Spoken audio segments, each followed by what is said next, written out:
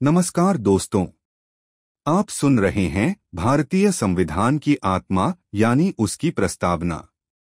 आज हम जानेंगे कि प्रस्तावना क्या है, इसका महत्व क्या है और कैसे इसके शब्द हमारे लोकतंत्र की नींव हैं। जब भी हम भारत के संविधान की बात करते हैं तो सबसे पहले जो शब्द सामने आते हैं वो हैं हम भारत के लोग। यह वाक्य सिर्फ एक शुरुआत नहीं है, यह एक घोषणा है कि यह संविधान किसी राजा, रानी या सरकार ने नहीं बल्कि भारत की जनता ने खुद अपने लिए बनाया है। अब सुनिए पूरा पाठ।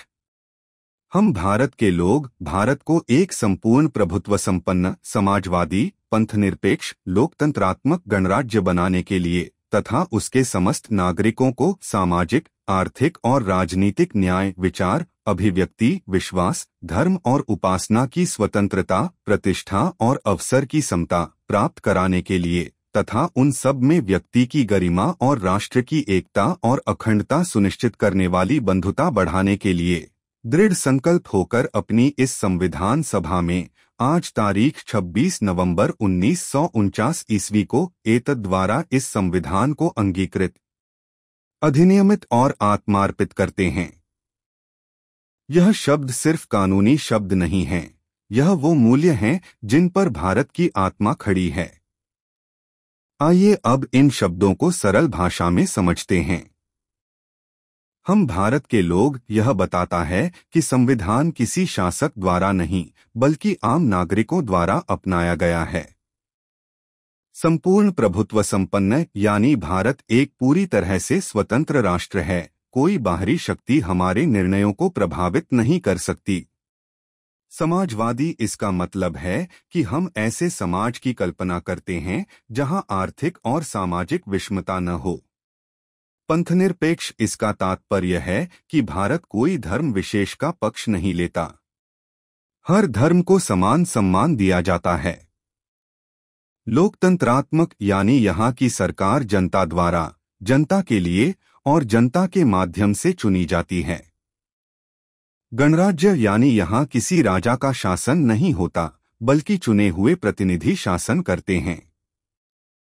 अब बात करते हैं प्रस्तावना के उस हिस्से की जहां हमारे मूल अधिकारों और मूल्यों की बात की गई है। न्याय 3 स्तरों पर, सामाजिक, आर्थिक और राजनीतिक। इसका अर्थ है कि हर नागरिक को समान अवसर और अधिकार मिलें, चाहे वो किसी भी जाति, धर्म या वर्ग से हो।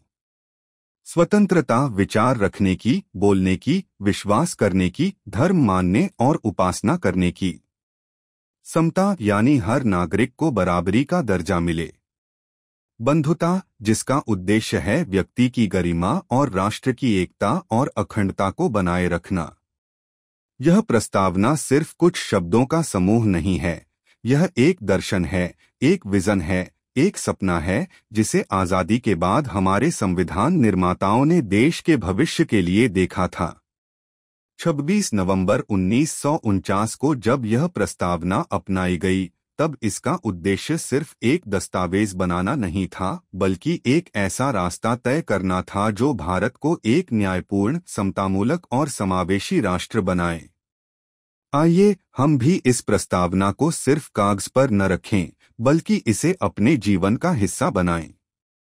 हर बार जब आप इन शब्दों को सुनें, हम भारत के लोग, तो याद रखिए यह आपके अधिकारों, आपकी आजादी और आपकी गरिमा की आवाज है। धन्यवाद।